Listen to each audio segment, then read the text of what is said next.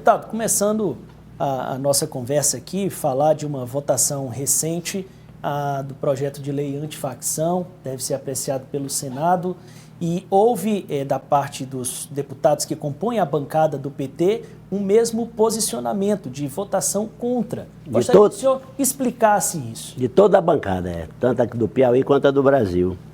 Inclusive, atendendo a recomendação do próprio presidente Lula e do nosso líder, deputado Lindenberg. É porque, Tiago, infelizmente, o PL antifacção, que o Lula passou 6 meses elaborando, com a coordenação do ministro Lewandowski, no Ministério da Justiça, foi transformado, foi descaracterizado. Em 10 dias, foi descaracterizado e transformado no PL anti-investigação. Essa é que é a verdade. Anti-investigação? Estão apostando no populismo penal. O Derrite chegou lá, aumentou a pena para 40 anos. Ao fazer isso, ganhou forte apoio nas redes sociais e, por baixo, inviabilizou o projeto de lei, estabelecendo uma série de brechas que favorecerão, se ele virar lei, a cúpula do crime organizado. Porque, primeiro, retira recurso da Polícia Federal. Não é só um artigo, não, são 3 artigos.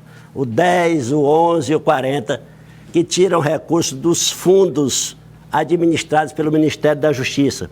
São fundos que captam aqueles recursos oriundos da alienação, da venda dos bens sequestrados das organizações criminosas. E destina para onde? Esses fundos vão hoje, pela lei atual, vão para o Fundo Nacional de Segurança Pública, para o Fundo Penitenciário Nacional, para o Fundo Nacional Antidrogas e para o Fundo da Polícia Federal, o Fundo de manutenção de aparelhamento e operação da Polícia Federal. São esses 4 fundos.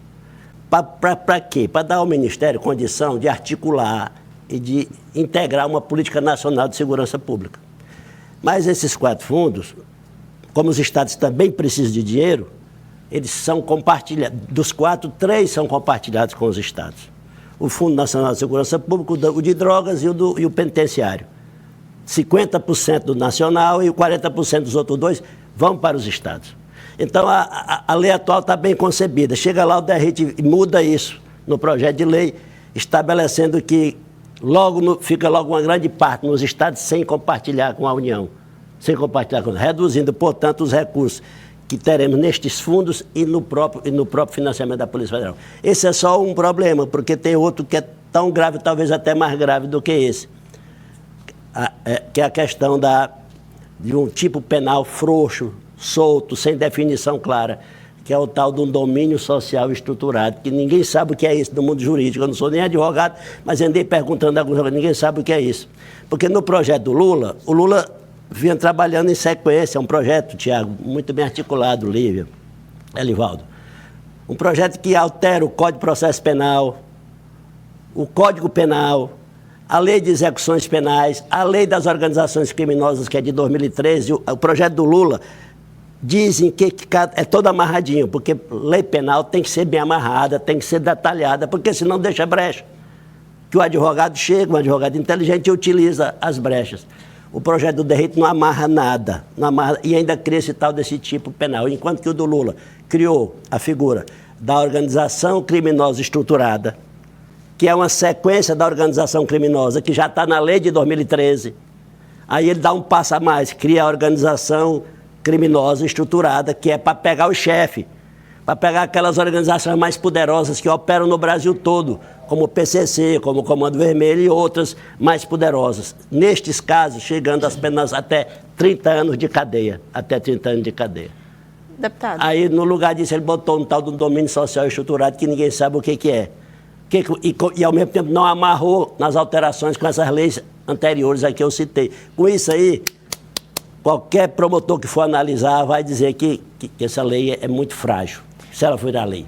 E, deputado, entendo que existe uma autonomia parlamentar, que cada um segue um certo tipo de raciocínio, mas como que se sustenta uma base, até um discurso para o próximo ano mesmo, em relação a essa divergência de bancada? Porque o Partido dos Trabalhadores, em nível nacional e estadual, votou alinhados, mas partidos que fazem parte da base em nível federal, ainda que um pouco centralizado, e em nível estadual, como é o caso do PSD e do Republicanos, foram contra. Como que faz essa coerência dentro dessa base alinhada? Pois é uma coerência que só se mantém pelo aspecto eleitoral, só se manterá. Ela funcionou, em parte, em 2022, quando o Lula foi eleito, com apoio de parte dos apoiadores, uma grande parte veio depois, né, para participar do governo e da gestão do Lula, e ela poderá continuar se o Lula chegar forte no ano que vem, por falta de um nome do centro político capaz de agregar o conjunto das forças com viabilidade eleitoral, e pela impossibilidade legal do Bolsonaro ser candidato. Se o Lula chegar forte, uma parte desse pessoal fica conosco, uma boa parte. Se o Lula não chegar, não ficam. Agora, deputado... Então, o problema é esse, eles não querem que esse projeto que o Lula representa se consolide. Mais 4 anos de Lula pode significar, por exemplo, a votação da reforma do imposto de renda, para chegar de fato nas grandes fortunas. Tem gente que não quer isso. Tem havido esse comportamento no Brasil todo. E nós próprios aceitamos esse raciocínio, porque no caso do Piauí, por exemplo, eu lembro que num dado momento o Ciro Nogueira votou contra a Dilma. E na eleição seguinte estava aqui apoiando o Wellington Dias. Quer dizer, é uma coisa que beneficia eles, que nos beneficiou, porque graças a esse tipo de aliança local, nós estamos na 5ª gestão do Partido dos Trabalhadores no estado do Piauí. Então a política, como no caso do Brasil tem essa quantidade enorme de partidos, ela termina caminhando para esse tipo de possibilidade de agregação de um jeito no âmbito estadual e de outro jeito no âmbito federal. Agora, deputado, e do outro lado, até em tom de desafio, como, por exemplo, o seu colega de bancada aqui do estado do Piauí, Jadiel Alencar, do Republicanos, e o deputado Kim Kataguiri, que é do União Brasil de São Paulo, desafiam os petistas, sobretudo, em relação à ideia que o senhor defendeu aqui, reforçou aqui, que o PL aprovado não retira recursos da Polícia Federal. Fala, inclusive, esse tipo de desafio, e o senhor dizia aqui dos bastidores que topa esse desafio, vai levar à frente em relação aos dois parlamentares? Sim, estou publicando nas redes sociais, estou publicando aí nas redes sociais minha resposta aos dois, delineando quais os artigos e os incisos e até as alíneas onde há a retirada de recursos desses fundos que eu citei. Além disso, eu agrego mais o seguinte, o artigo 11 dificulta o confisco e o bloqueio dos bens, dificulta porque uma parte deles só poderá ser bloqueado e confiscado depois do trânsito em julgado. Agora você imagina só, Tiago, a Polícia Federal vem investigando ao longo de meses uma determinada organização, de repente consegue uma autorização para entrar na casa de alguém, uma pessoa, um funcionário público que se envolve com um crime organizado, por exemplo. O cara ganha 12 mil reais por mês, aí a polícia chega lá e encontra uma Ferrari na garagem dele. Vai no guarda-roupa e encontra vários relógios importados. Importar relógio, aquela marca cara, Rolex. E o cara não comprova em nada de onde conseguiu dinheiro para comprar tudo aquilo. Do jeito que o Derrito deixou, uma parte disso aí só poderá ser confiscada depois do trânsito em julgado. Então, havendo essa aprovação, nós poderemos ter já no ano que vem uma diminuição dos recursos oriundos do confisco de bens das organizações criminosas, que esse ano, até agora, até outubro, rendeu 367 milhões de reais para esses fundos a que eu me referi, inclusive para o fundo da Polícia Federal, que recebeu quase 28 milhões já até outubro, para financiar suas operações. Aí eu pergunto, sem dinheiro para a Polícia Federal financiar adequadamente suas operações, será que o cabra do Banco Master não estaria nesse momento lá em Dubai?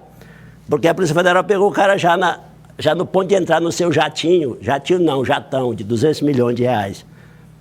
Já estava no aeroporto de Guarulhos para pegar o jato de 200 milhões de reais para ir para Dubai, onde certamente ele ficaria, porque alguém que deu um desfalque da ordem de 12 bilhões de reais, com certeza tem dinheiro em paraísos fiscais. Então, é a agilidade da Polícia Federal que nos permite evitar esse tipo de acontecimento, que alguns tubarões usem e abusem de recursos públicos no Brasil e da sociedade, porque esse cara recebeu aplicações até de fundos de previdência, no caso do Rio de Janeiro, mais de 2 bilhões do fundo de previdência dos funcionários do Rio de Janeiro aplicados nesse tal desse Banco Master. O governador do Distrito Federal queria até comprar 49% das ações do Banco Master. Se não fosse a intervenção do Banco Central, teria comprado, porque mandou uma lei para a Câmara Distrital, e a Câmara aprovou e ele sancionou rapidamente a lei. No desenho que está, então, que o Senado vai analisar, o senhor considera ineficaz e foi uma movimentação populista? Uma movimentação populista. Foi dois objetivos ao trazer o Derrite. O Derrite é secretário de Segurança de São Paulo. Ao trazer o Derrite rapidamente, foi dois objetivos. Um, não deixar que o Lula tivesse a paternidade de uma lei muito bem estruturada. Se ela voltar a ser o que é, nós teremos um avanço gigantesco no combate ao crime organizado, saindo desde a periferia até a cúpula do crime organizado. É isso que a lei do que o Lula mandou permite. Primeiro objetivo é esse, não deixar o Lula ter a paternidade dessa lei sozinho. Segundo objetivo, fazer populismo penal, aumentar as penas, conquistar muito like nas redes sociais. Terceiro objetivo, por baixo, inviabilizar as ações que permitam chegar à cúpula do crime organizado. Será que é coincidência o fato do Derrite ter vindo melar a lei na hora que a Polícia Federal chega na Faria Lima, como ela já chegou nos últimos dias várias vezes, tanto no caso da máfia dos combustíveis, como agora de novo no caso desse Banco Master? Então, estamos chegando nos poderosos. Também no caso do INSS, se pegou gente com Ferrari na garagem. Tudo isso com a ação da Polícia Federal. Cada ação dessa, gente, são dezenas de funcionários que têm que trabalhar, milhares de horas extras que têm que ser pagas. Se não tiver dinheiro na Polícia Federal, isso simplesmente não anda. Isso simplesmente não anda. Que nos bastidores a gente observa que existem algumas dificuldades, algumas arestas que precisam ser aparadas. Confirma, existe essa dificuldade? Qual é o caminho a ser seguido a partir de agora para que não haja nenhum tipo de desconforto na base? Esse tipo de desconforto na hora de debate de questões nacionais vai continuar acontecendo de vez em quando, porque cada um vota com a sua autonomia, depois cada um se expressa. Eu nem ia citar o nome do deputado Jadiel, mas ele lançou um desafio, foi obrigado, desafiando a gente a dizer qual era o artigo, foi obrigado a dar a resposta a ele nas redes sociais. Esse tipo de desconforto vai continuar acontecendo. Entretanto, Lívia, há aqui, em razão da hegemonia tão forte de um projeto que tem dado grandes resultados para o Piauí, e da habilidade que está tendo o nosso governador Rafael Fonteles, reproduzindo aquilo que o Wellington Dias já vinha fazendo ao longo de 4 gestões, eu não vejo assim, que as dificuldades eles vão contornando. Quantas vezes o Wellington chegou no interior, agora Rafael chega e bota no mesmo palanque, na mesma reunião, os adversários do município. Eu acho que eles vão continuar exercitando, ele vai continuar exercitando essa capacidade. No plano federal, a situação está bem encaminhada em relação a 2 chapas consolidadas e uma em vias de consolidação através dos republicanos? Pois é, o governador, a princípio, queria só 2 chapas. Isso. Agora parece que ele já está admitindo a possibilidade de uma 3ª chapa. Do meu ponto de vista, não faz diferença. Estou no ponto, junto com os colegas do Partido dos Trabalhadores, para enfrentar a campanha, qualquer que seja a circunstância. Trabalhando pelo nosso time aqui, Rafael, para fazer 5 deputados federais da nossa chapa e, obviamente, levando o Lula como nosso ponta de lança até o último dia da campanha. Deixa eu interromper aqui rapidamente para trazer essa notícia. O presidente Lula indicou Jorge Messias para o cargo de ministro do Supremo Tribunal Federal. Viu? Era esperado, deputado? Sim, era esperado, porque um nome tecnicamente muito qualificado, uma pessoa alinhada em linhas gerais com essa visão política de um Brasil que precisa de mudanças estruturais, de um Supremo Tribunal Federal que tem que continuar sendo esse sustentáculo da Constituição e da democracia. Então, eu vejo que foi um nome adequado, um nome muito bom. Deputado. Poderia ter dificuldade no Senado, né? Deputado, voltando um pouquinho para a chapa, que ele perguntava em nível federal, existe uma grande dificuldade em entender alguns caminhos, dentre eles o de Wilson Martins, porque quando se fala o nome do ex-governador, se diz que não está certo que ele vai para o PSD, inclusive em conversa com ele reafirma isso, mas quando nós conversamos com aliados petistas históricos, é dito que Wellington Dias e outros líderes do PT movimentam-se para que ele volte para a sigla de forma oficial. Como que está essa discussão? Pois é, é um nome importante, um nome que agrega eleitoralmente para qualquer chapa para onde ele vá. Há algumas indefinições. Eu lembro que, algum tempo atrás, o Franzé Silva respondeu dizendo que só no ano que vem é que vai se definir sobre qual é o seu caminho. Esse tipo de postura, e existindo um nome como o do Wilson, ainda com, talvez, aberto a discussões, abre possibilidade. Para mim, ele seria bem-vindo na chapa do Partido Trabalhador, tal como ele já participou dela na campanha passada. Mas tem vaga com chance? Bom, eu acho que não tem vaga garantida para ninguém. Vaga não, assim, eleição garantida para ninguém. É um processo em que quem está já com o mandato tem uma certa vantagem, mas não é garantia absoluta, né? Então, a pessoa tem que se dispor a trabalhar num time que, na compreensão de que aquele time vai fazer uma grande votação, poderá ter a maior sobra lá no final das contas, e tendo a maior sobra, fica com a possibilidade de ter mais vagas daquele time. Deputado, e como é que o senhor pretende conduzir esse final de ano, que é o período que há muita efervescência desse debate orçamentário, o senhor que é coordenador da bancada do Piauí no Congresso Nacional, sobre as prioridades para o Estado em relação a 2026 no orçamento da União? O que será definido como linha mestre para orientar a bancada em relação às emendas? Pois é, nós já nos reunimos, já fizemos a indicação das emendas de bancada propriamente dita. A saúde continua sendo o grande destaque, são cerca de 350 milhões indicados para a área da saúde, uma boa parte para a atenção básica, outra parte para o custeio da média e alta complexidade. Também aparece o programa de aquisição de alimentos, aparece a Codevasf com programas de desenvolvimento em diversas regiões do estado do Piauí, várias estradas importantes como a PI 391, a PI 392. Está lá colocado também recursos para a nossa UFP, também para a Universidade Federal do Delta do Parnaíba, recursos para a Doutora de São Raimundo Nonato, enfim, diversos. E aí entram também as emendas individuais. Aliás, as emendas individuais, aí cada deputado faz suas escolhas. Eu, por exemplo, coloquei com certo destaque esse ano recursos, além da emenda de bancada, para a Universidade Federal do Piauí.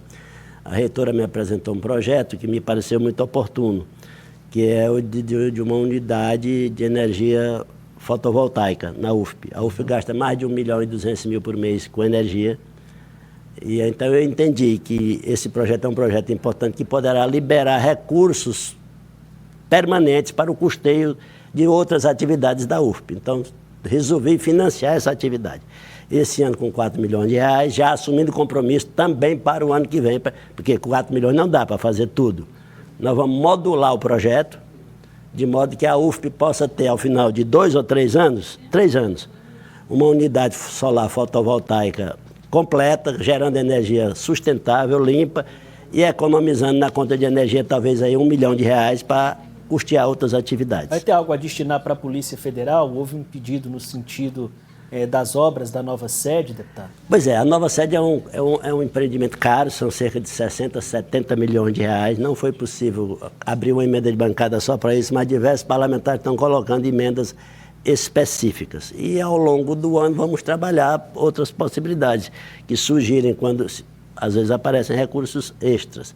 Vamos trabalhar outras possibilidades. Eu também considero muito importante em relação à questão de prioridades daqui para frente, acompanhar outros projetos de grande interesse para o Estado, sem necessariamente tratar de emenda. Por exemplo, a questão de 15 milhões de reais que o Ministério do Desenvolvimento Regional está investindo já na elaboração do projeto da adutora do Eixo Oeste, da transposição do Rio São Francisco.